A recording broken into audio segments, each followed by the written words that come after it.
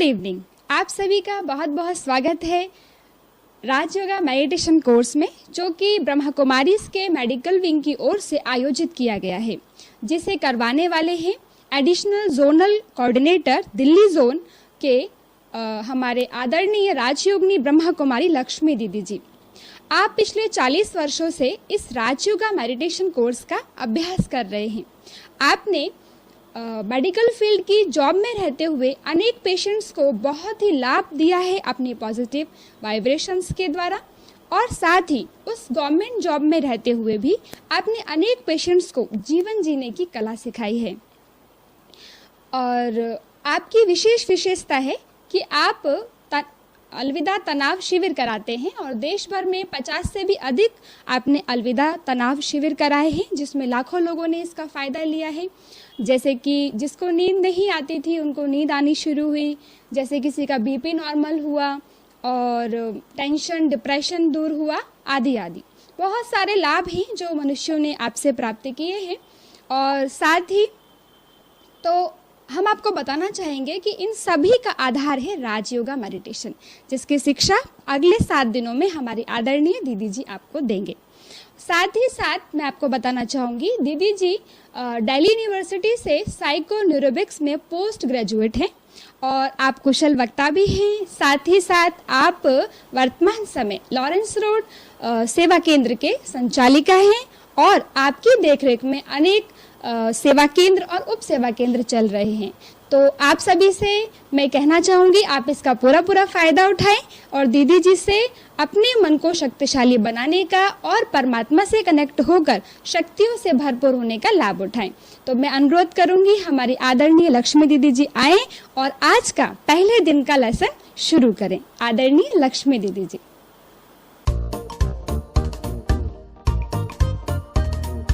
शांति। नमस्कार। आज आप सभी का इस राजयोगा मेडिटेशन कोर्स में बहुत बहुत दिल से हार्दिक स्वागत है। आज हमें इस कोर्स की आवश्यकता क्यों है? हम खा रहे हैं, पी रहे हैं, जी रहे हैं, कमा रहे हैं, लेकिन फिर भी कहीं ना कहीं असंतुष्टता है, खुशी गुम है, कहीं मन में चिंता है, डर है, भय है, क्योंकि हम फिजिकली भले भी हेल्दी हों, लेकिन इमोशनली इस समय हम अपने को वीक भी महसूस कर रहे हैं। तो इसीलिए आज इस मेडिटेशन कोर्स की हमारे जीवन में बहुत बहुत उपयोगिता है, इसकी बहुत इम्पोर्टेंस है। यूं तो विज्ञान ने आज हमें सब कुछ दिया है। आज मानव चंद्रमा तक पहुंच गया है, सागर की गहराई तक जा चुका है, और सुख सुविधा के साधन भी दिनों दिन बढ़ते जा रहे हैं। लेकिन इन सुख सुविधा के साधनों के बीच में रहते हुए आज मानव सुख की अनुभूति नहीं कर पा रहा है। आज कहीं ना कहीं किसी न किसी कोने में दुख और अशांति है ही है। तो ये राजयोगा मेडिटेशन कोर्स हमें सुख और शांति की अनुभूति कराता है, शक्ति का अनुभव होता है, परिस्थितियों को फेस करने की पावर हमारे अंदर आती है। तो इसीलिए इस राजयोगा मेडिटेशन कोर्स से आप पाएंगे बहुत सारे लाभ प्रैक्टिकल लाइफ में। तो आज हम जानेंगे अपने आप को कि वास्तव में मैं कौन हूँ। अगर आज हम किसी से पूछते हैं कि आप कौन हैं, तो वो अधिकतर अपना शारीरिक परिचय देते हैं कि I am so and so, मैं डॉक्टर हूँ, मैं इंजीनियर हूँ, मैं सिस्टर हूँ, या जो भी उनका प्रोफेशन है। कोई प्रोफेशन नहीं भी है तो कह देते मैं हाउसवाइफ हूँ या मैं स्टूडेंट हूँ। ये सब तो हम उस प्रोफेशन में आने के बाद, उस कर्म में आने के बाद ही हमें ये प्रोफेशनल नेम मिलता है। लेकिन हम पूछते हैं कि आप कौन हैं? इसका सही उत्तर हमारे समक्ष नहीं आ पाता है। तो आज हम जानेंगे इसका सही उत्तर क्या है कि मैं कौन हूं, मेरा असली स्वरूप क्या है। क्योंकि जब तक इस बात को हमने नहीं जाना, तब तक जो आंतरिक पावर्स हैं या आंतरिक शक्तियां हैं या जो हमारे अंदर आंतरिक एबिलिटीज होनी चाहिए थी, वो नहीं आ पाती हैं। आपसे बात करते हुए एक प्रसंग याद आ रहा है कि एक बारी चाबी और हथौड़े की आपस में बात चल रही थी। तो हथौड़ा चाबी से कहता है, चाबी, तुम और हम हैं तो एक ही जाति के, परंतु, तो इतने में ही चाबी बोल पड़ी, परंतु तुम ताले पर ऊपर से ही प्रहार करते रहे और मैं ताले के भीतर गई, अपने आप को घुमाया और अंदर से खजाना पाया। सिमिलरली, जब तक हम अपने भीतर नहीं जाते हैं, अपने आप को नहीं पहचानते हैं, तब तक हम आंतरिक शक्तियों का भी विकास नहीं कर पाते हैं। तो आज हम जो चर्चा करने जा रहे हैं कि वास्तव में मैं कौन हूं, तो हम सभी जानते हैं कि ये शरीर जो कि 5 तत्वों के मेल से बना है,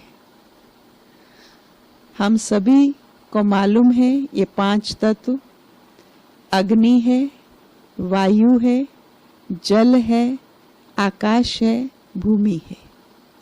तो ये 5 तत्वों के मेल से ये शरीर बना हुआ है। लेकिन अगर इस शरीर में वो चेतना शक्ति नहीं है, वो आत्मा नहीं है, वो स्पिरिट नहीं है, वो पावर नहीं है, तो शरीर अपने आप में कुछ भी कर नहीं पाता है। तो आज साइंस ने हमें शरीर के प्रत्येक अंग की, प्रत्येक टिश्यू की और तो और छोटे से छोटे, माइन्यूट से माइन्यूट सेल की जानकारी दे दी है।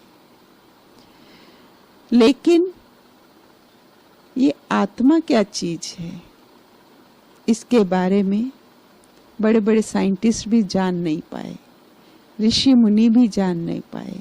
लेकिन ये आज हमें परम पिता परमात्मा ने जो जानकारी दी है, ज्ञान दिया है, वो हम आपके साथ भी शेयर करेंगे कि जैसे शरीर 5 तत्वों के मेल से बना है, उसी तरह से आत्मा, स्पिरिट, जिसको ऊर्जा कहते हैं, सोल कहते हैं आध्यात्मिक भाषा में, तो ये आत्मा 3 शक्तियों का कॉम्बिनेशन है। मन, बुद्धि और संस्कार। शरीर और आत्मा, जीव और आत्मा दोनों हैं तो जीवन है, जीवात्मा है। अगर दोनों में से एक पृथक हो जाए तो जीवन नहीं, उसे मृत्यु कहा जाता है। तो आत्मा क्या चीज है, अभी हम इसे विस्तार से जानेंगे। जैसे हम फिजिकल बॉडी में एनाटॉमी को जानते हैं, उसी तरह से आत्मा की भी एनाटॉमी है अपनी। तो आत्मा की एनाटॉमी क्या है? तो आत्मा 3 शक्तियों का कॉम्बिनेशन है। वो 3 शक्तियां मन, बुद्धि और संस्कार, ये 3 फैकल्टीज कहो, पावर्स कहो, तो आत्मा इन तीनों से मिलकर के बनती है। तो मन क्या चीज है? हम बहुत बारी मन शब्द को प्रयोग में लाते हैं, लेकिन मन है क्या चीज? तो मन वास्तव में विचार शक्ति का नाम है। मानव मन, किसी साइंटिस्ट ने कहा है कि ये मानव मन 30 से 50 हजार विचार प्रतिदिन क्रिएट करता है। यूं तो 8 टाइप ऑफ थॉट्स हैं, लेकिन 4 बहुत ही मुख्य रूप से दैनिक दिनचर्या में हम ये विचारों को लाते हैं। जैसे नंबर 1 पॉजिटिव थॉट, सेकंड है नेगेटिव थॉट्स, थर्ड है नेसेसरी थॉट्स और फोर्थ है वेस्ट थॉट्स।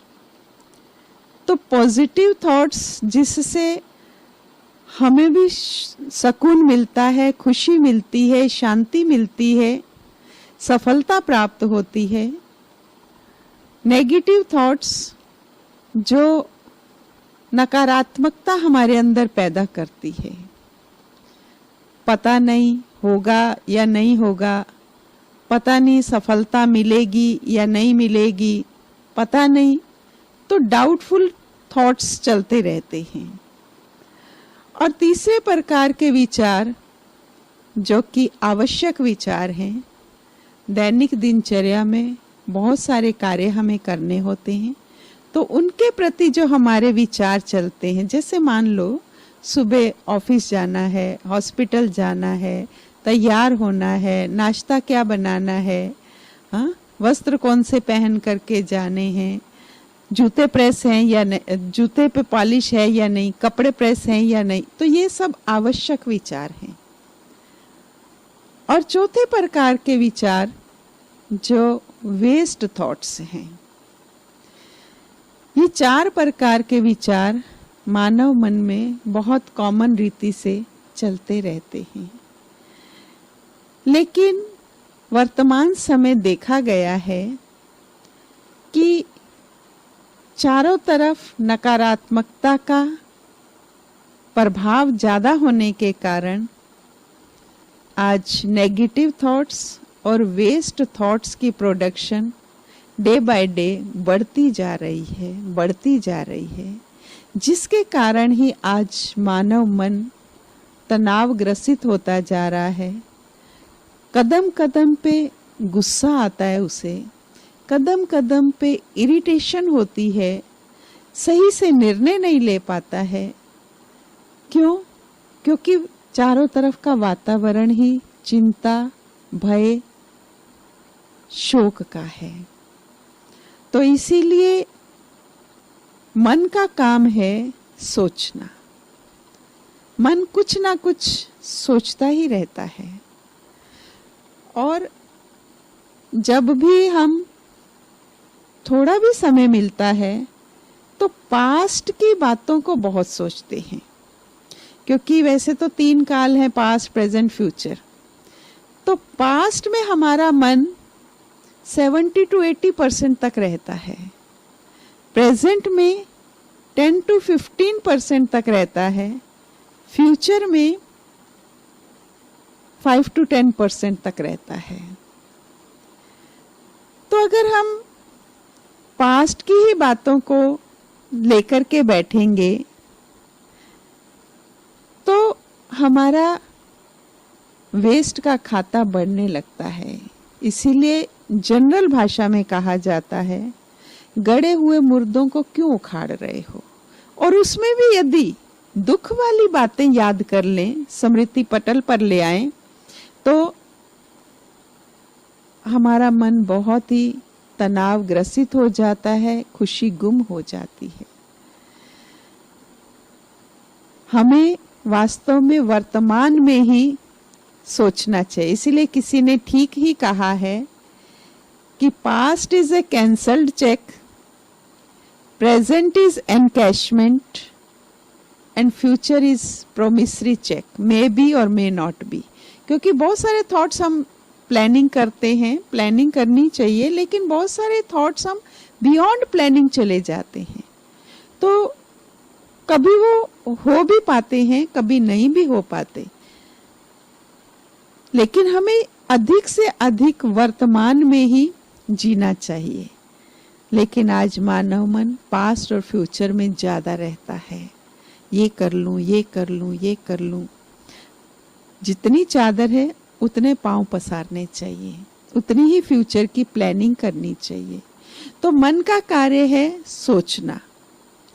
तो मन सोचता है, लेकिन जो बुद्धि है, आत्मा की दूसरी फैकल्टी जो है वो है इंटेलेक्ट, बुद्धि।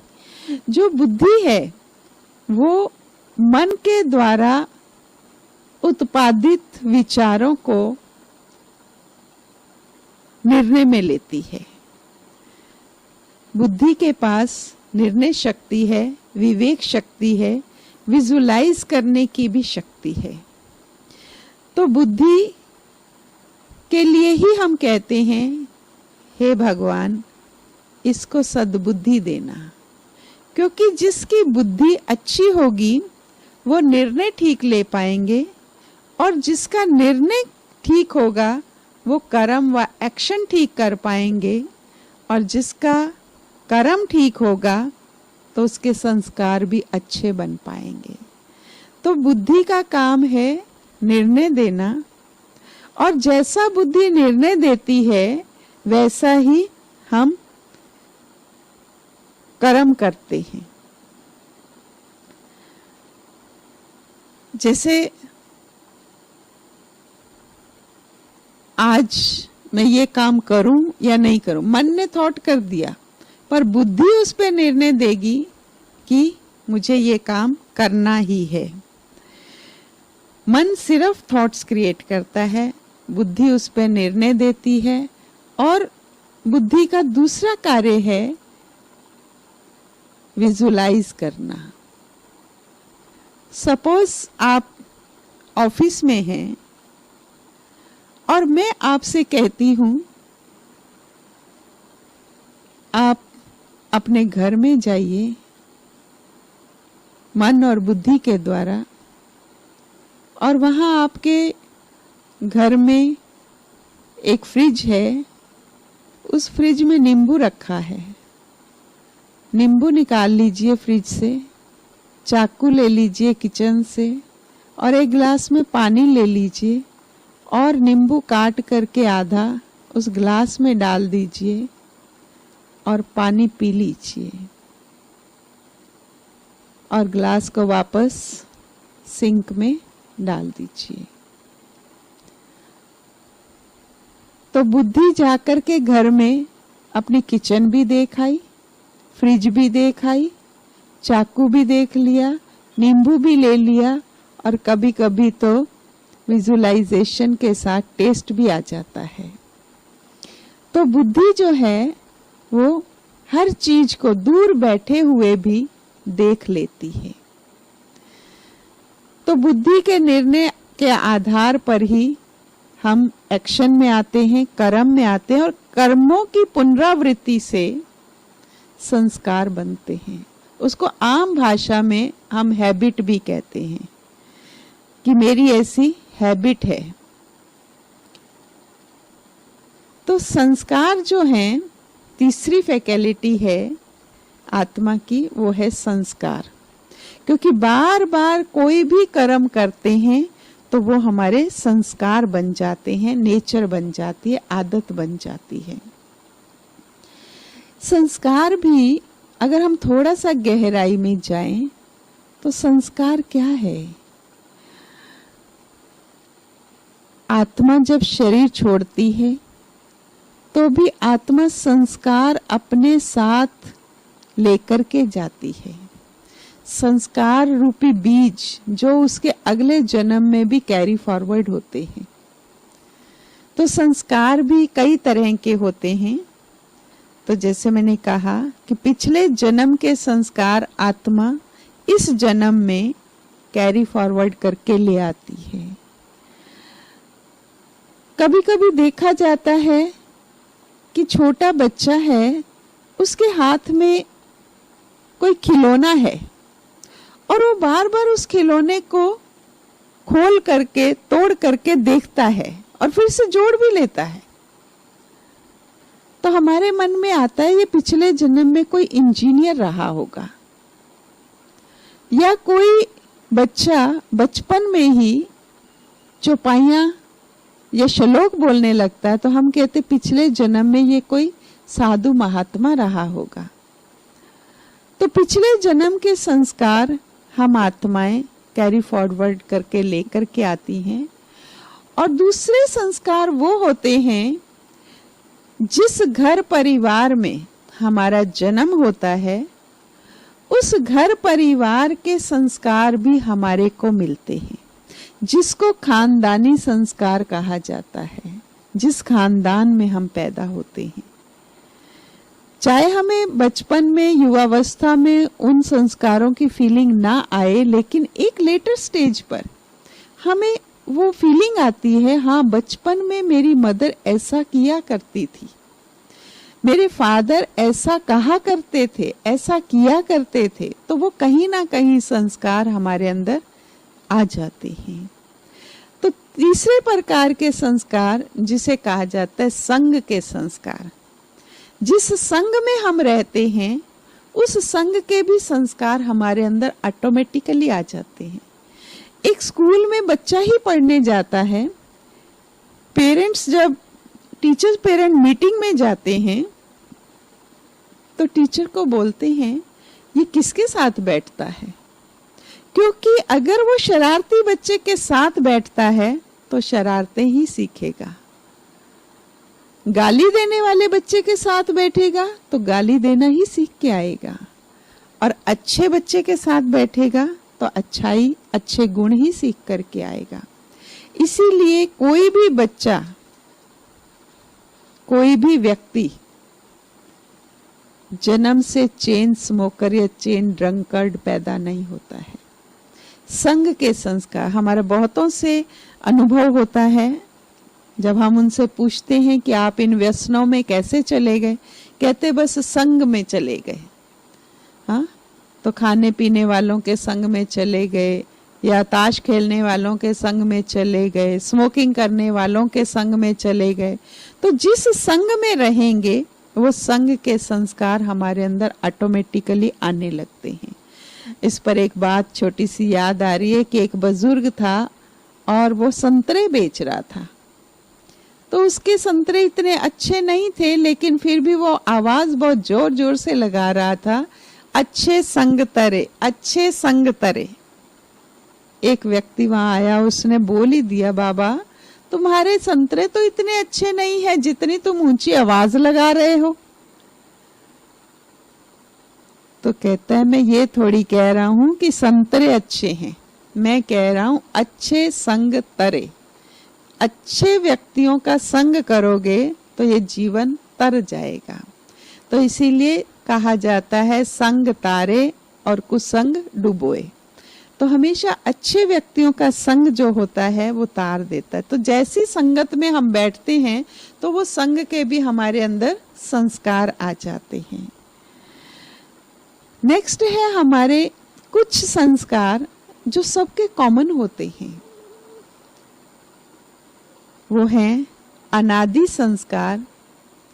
अर्थात हर आत्मा के अंदर वो संस्कार थे, आज नहीं है, और हर किसी को वो चाहिए। अगर मैं आपसे पूछूं आपको शांति चाहिए तो आप क्या कहेंगे? बिल्कुल चाहिए। आपको प्यार चाहिए? बिल्कुल चाहिए।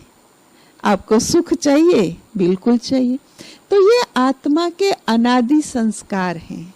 हर आत्मा के ज्ञान, प्रेम, शांति, आनंद, खुशी, पवित्रता, ये हमारे अनादि संस्कार हैं।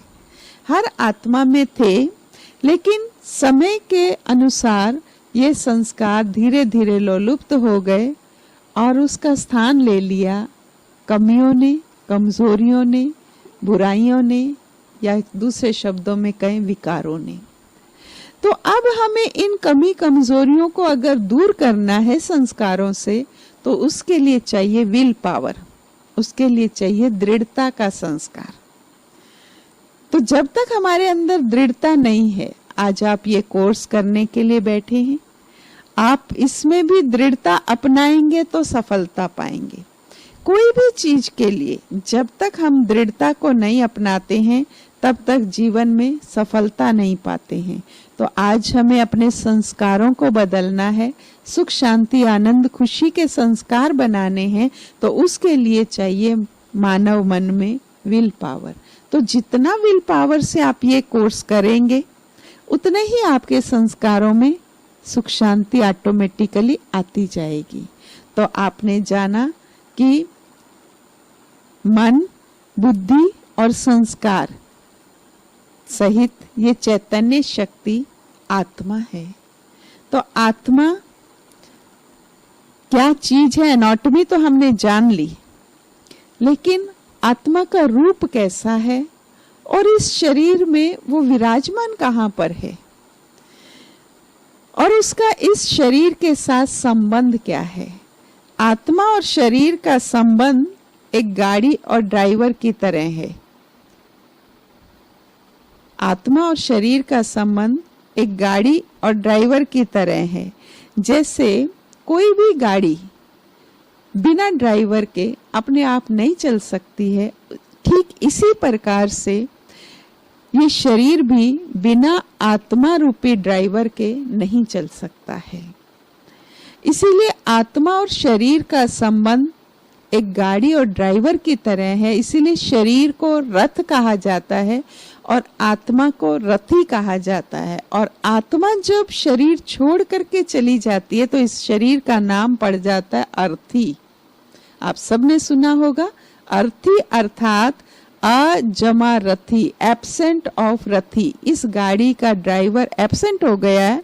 अब आंख होते हुए भी ये देख नहीं सकती, कान होते हुए सुन नहीं सकते, हाथ पांव होते हुए भी चल फिर नहीं सकते हैं, ब्रेन होते हुए भी सोच नहीं सकते, क्योंकि सोचने वाली, देखने वाली, बोलने वाली, हाथ पैर द्वारा कर्म करने वाली वो चैतन्य शक्ति इससे चली गई।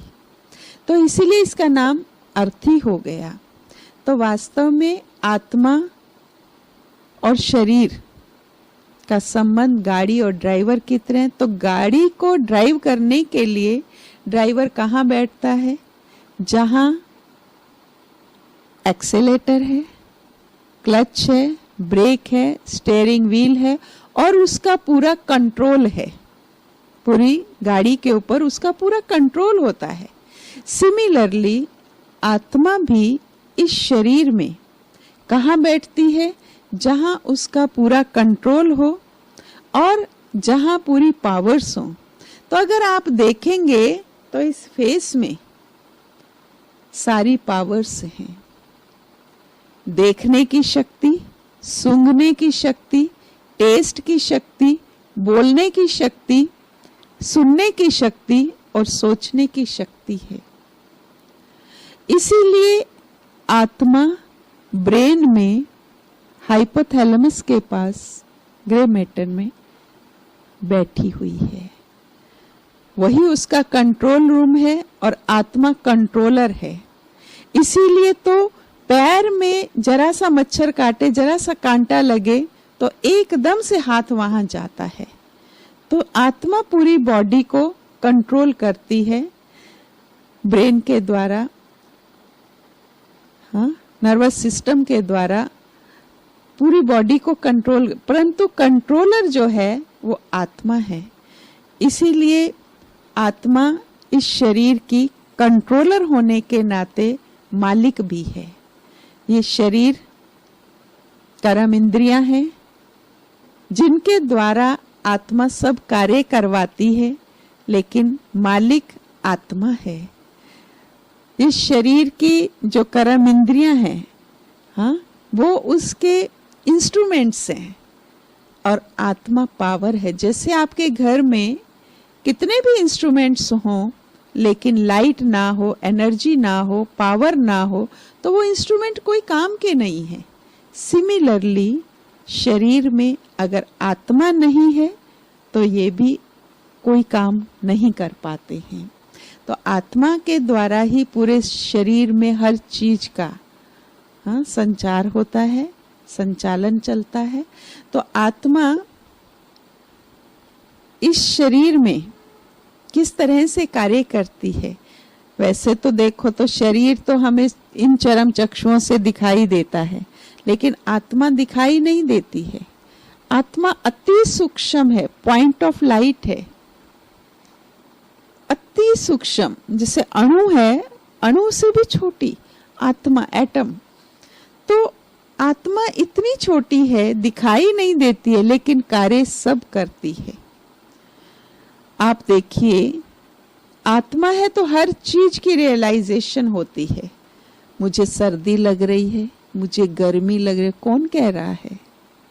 मुझे इन्होंने प्यार किया, इन्होंने मुझे बहुत तंग किया, ये मुझे बहुत दुख देते हैं, कौन महसूस करती है? सर्दी, गर्मी, बारिश कौन महसूस करती है?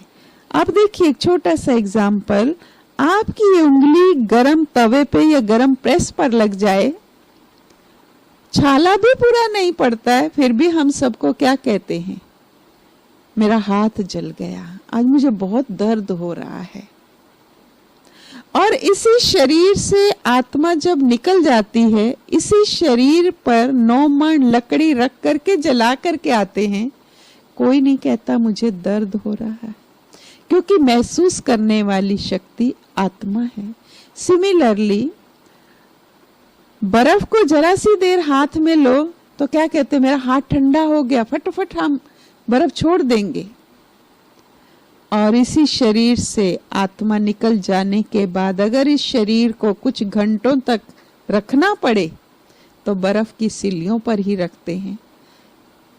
कोई नहीं कहता कि मुझे इतने ठंडी लग रही है, मुझे क्यों रखा हुआ है, कोई नहीं कहता है। तो हर बात की महसूसता शक्ति आत्मा ही करती है।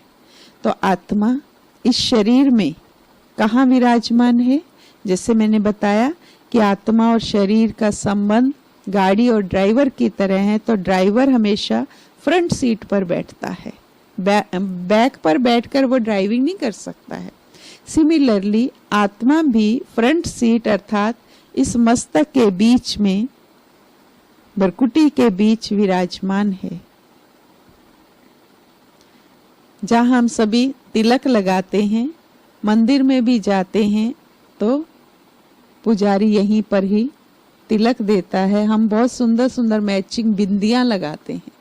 वास्तव में अंदर में मस्तक के बीच में, भ्रुकुटी के बीच में अर्थात दोनों भवों के बीच में पॉइंट ऑफ लाइट आत्मा विराजमान है, जो चैतन्य है, एनर्जी है।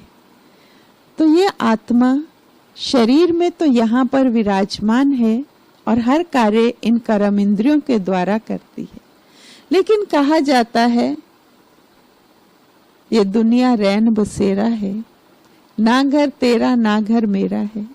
ये दुनिया मुसाफिर खाना है, आज नहीं तो कल यहाँ से जाना है। तो हम कहाँ से आए हैं और कहाँ हमें जाना है? तो आत्मा आई है। कहाँ से आई है आज हम ये भी आपको बताएंगे। ये सामने चित्र आप देख रहे हैं, ये 3 लोक का चित्र है।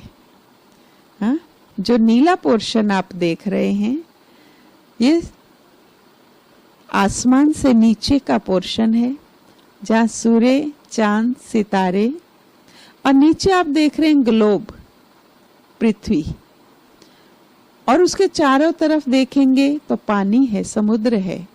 तो ये ग्लोब पृथ्वी पर सृष्टि रंगमंच है और इस रंगमंच पर हम सब आत्माएं माँ के गर्भ से शरीर रूपी चोला धारण करके अपना अपना रोल प्ले करती हैं। तो ये नीला पोर्शन जो आप देख रहे हैं, इसको कहा जाता है साकार मनुष्य लोक। इसके ऊपर आप देख रहे हैं 3 लाइनें सी हैं, जहां पे ब्रह्मा विष्णु शंकर पुरी है, जिसको सूक्ष्म लोक सबटल वर्ल्ड कहा जाता है। और उसके ऊपर लाल सुनहरे प्रकाश का आकाश है, जिसको कि परम धाम, शांति धाम या ब्रह्मांड भी कहा जाता है, परलोक भी कहा जाता है। तो ये हम सब आत्माओं का घर है। आप देख रहे हैं ऊपर एक उल्टे वृक्ष की तरह ये चित्र दिखाई दे रहा है। ये हम सब आत्माओं का घर है, जहां पर हम आत्माएं ओरिजिनल, जैसे कहीं हम फॉर्म भरते हैं तो कहते हैं ये मेरा टेम्परेरी एड्रेस है और ये मेरा परमानेंट एड्रेस है। तो ये जो ब्रह्मलोक या परलोक है, ये हम आत्माओं का परमानेंट स्थान है। और वहां से हम आत्माएं इस सृष्टि रंगमंच पर आती हैं अपना रोल प्ले करने के लिए, और रोल प्ले करके वापस हमें उसी अपने धाम में जाना होता है। तो जब हम आत्माएं उस लोक से, परम धाम से इस धरा पर प्रथम बार आए थे, तो हम 7 गुणों से भरपूर थे। जो मैंने कहा हमारे अनादि संस्कार हैं, तो उन 7 गुणों से आत्मा भरपूर होती है। तो वो 7 बेसिक क्वालिटीज थी सोल की।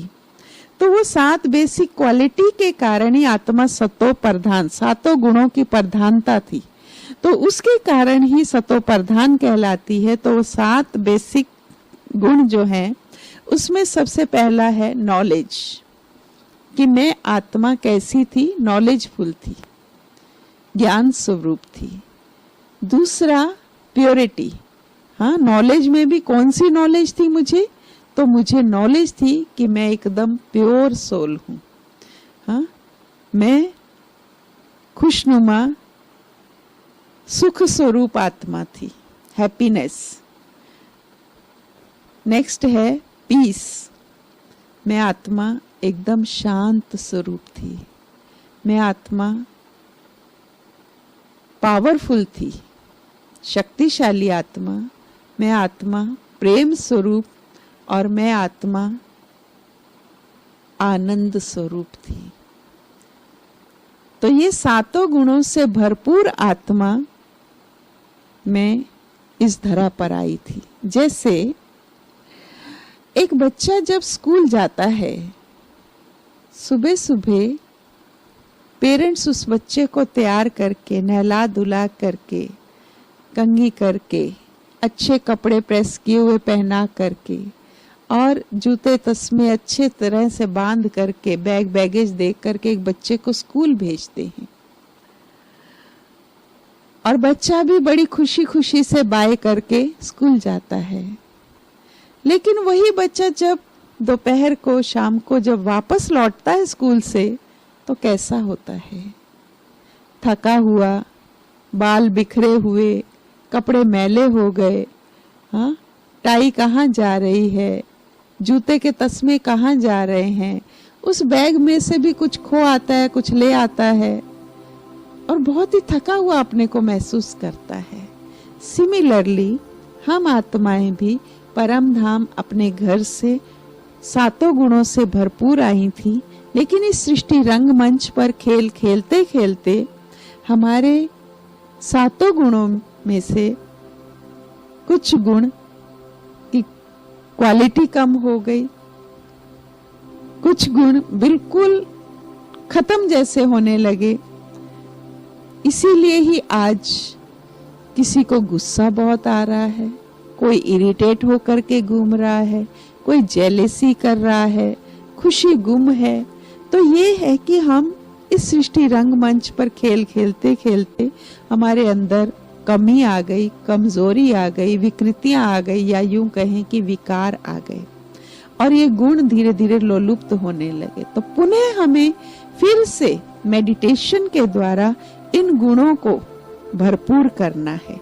जैसे हम कहीं दौड़ लगाते हैं तो दौड़ते दौड़ते हमारा सांस फूलने लगता है, तो हम कहते हैं अरे मुझे हवा चाहिए, मुझे पंखा चाहिए। या कभी थोड़ी ज्यादा गर्मी होने लगती है तो कहते हैं बहुत तेज प्यास लग रही है, क्योंकि पानी का लेवल कम हो जाता है बॉडी में। सिमिलरली हमारे अंदर भी शांति का लेवल कम हो गया है, प्यार का लेवल कम हो गया है, सुख का लेवल कम हो गया है।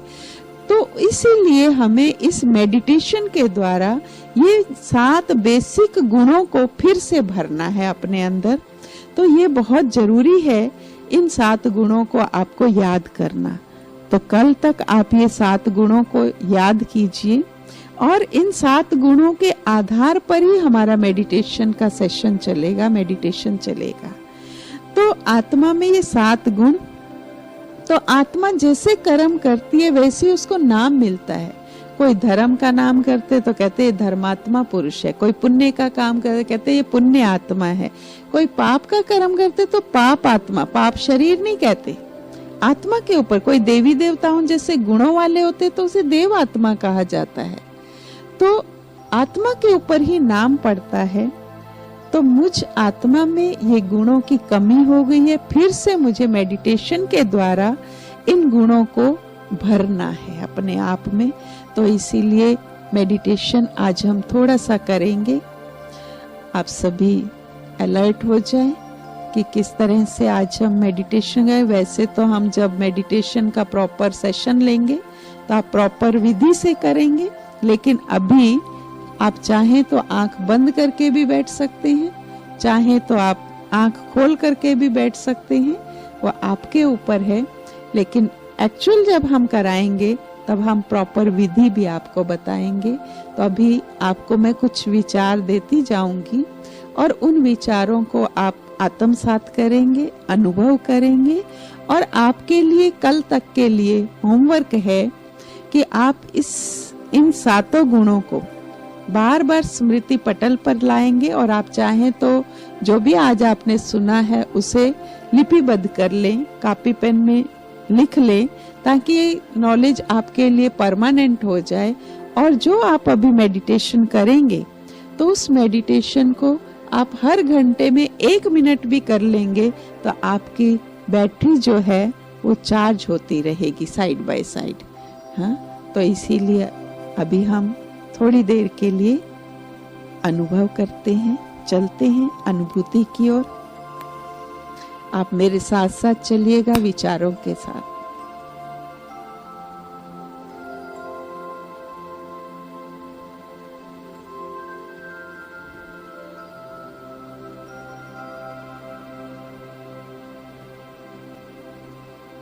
ओम शांति।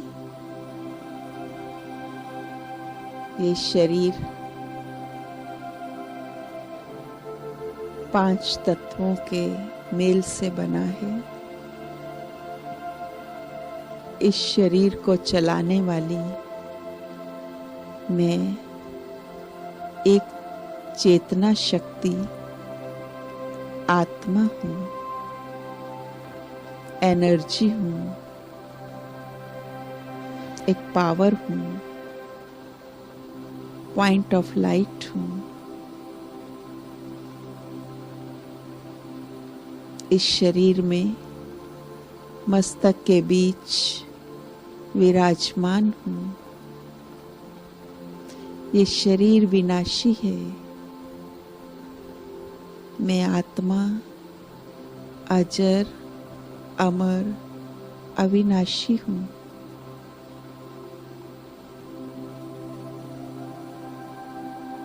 ये शरीर मेरा एक वस्त्र है जिसे पहनकर इस सृष्टि रंगमंच पर मैं अपना रोल प्ले कर रही हूँ। ये हॉस्पिटल में भी मैं अपना रोल प्ले कर रही हूँ। एक्चुअल में मैं एक सोल हूँ, पॉइंट ऑफ लाइट हूँ, प्रकाश पुंज हूँ, शक्ति स्वरूप हूँ। मेरी एग्जिस्टेंस है तो शरीर की वैल्यू है।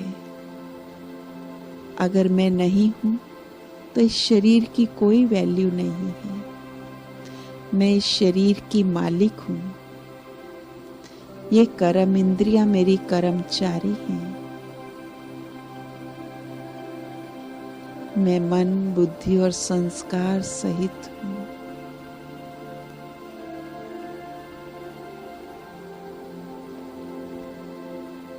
आंखों के द्वारा देखने वाली, कानों के द्वारा सुनने वाली, मुख के द्वारा बोलने वाली, हाथ पांव द्वारा कर्म करने वाली मैं मालिक हूँ। मैं इस शरीर की राजा हूँ। मैं भरकुटी सिंहासन पर बैठी हूँ।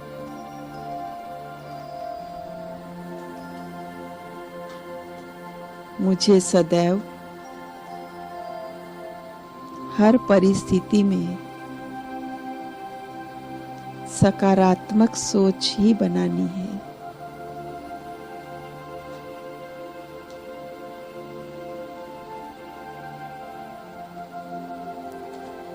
मैं ज्ञान स्वरूप हूँ।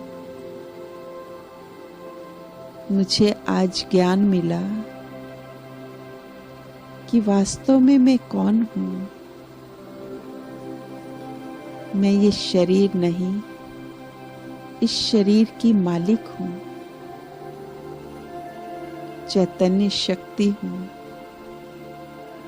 पॉइंट ऑफ लाइट हूँ। मैं एक पवित्र स्वरूप आत्मा हूँ।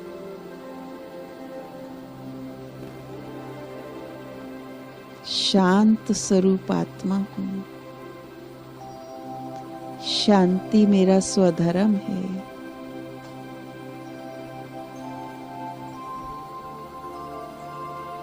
क्रोध पर धर्म है। क्रोध से मुझे कभी सुख चैन नहीं मिल सकता है। पर धर्म सपने हूँ सुख नाही। मैं एक शांत स्वरूप आत्मा, सुख स्वरूप आत्मा, आनंद स्वरूप आत्मा, प्रेम स्वरूप आत्मा, मैं एक शक्ति स्वरूप आत्मा। ये मुझ आत्मा के मौलिक गुण हैं। मैं इन गुणों से भरपूर थी। अपने घर में, परम धाम में सातों गुणों से भरपूर थी। धीरे धीरे ये गुण लोलुप्त हो गए, डिप्लीट हो गए। अब पुनः मुझे आज ज्ञान मिला है कि मैं आत्मा, शांत स्वरूप आत्मा हूँ। मैं आत्मा, प्रेम स्वरूप आत्मा हूँ। मैं आत्मा, सुख स्वरूप आत्मा हूँ।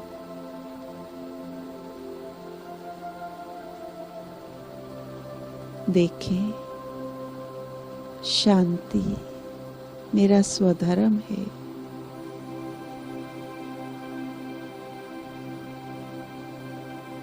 ये शांति की किरणें मेरे पूरे ब्रेन में फैल रही हैं। मेरा पूरा ब्रेन शांत हो रहा है। शांति से हर कार्य का मैं निर्णय करूंगी। प्रेम से हर आत्मा के साथ व्यवहार करूंगी। इस शांति और प्रेम की शक्ति मेरे हार्ट में जा रही है। हार्ट बिल्कुल नॉर्मल कार्य कर रहा है। फेफड़े शांति की श्वास ले रहे हैं। पूरे शरीर के अंग बिल्कुल शांति से अपना कार्य सुचारू रूप से कर रहे हैं। पैनक्रियास, लीवर, किडनी, बिल्कुल शांति से अपना कार्य कर रहे। जब मेरे विचारों में अशांति होती है तो पूरी बॉडी में भी, बॉडी के हर एक सिस्टम में भी अशांति का वातावरण इस बॉडी पर भी पड़ता है। इसीलिए ये शरीर रोग ग्रसित हो जाता है। मैं एक शांत स्वरूपात्मा, प्रेम स्वरूपात्मा, बिल्कुल निरोगी आत्मा हूँ, शक्तिशाली आत्मा हूँ। मेरे चारों ओर शक्तियों की वाइब्रेशन फैल रही है, शांति की वाइब्रेशंस है।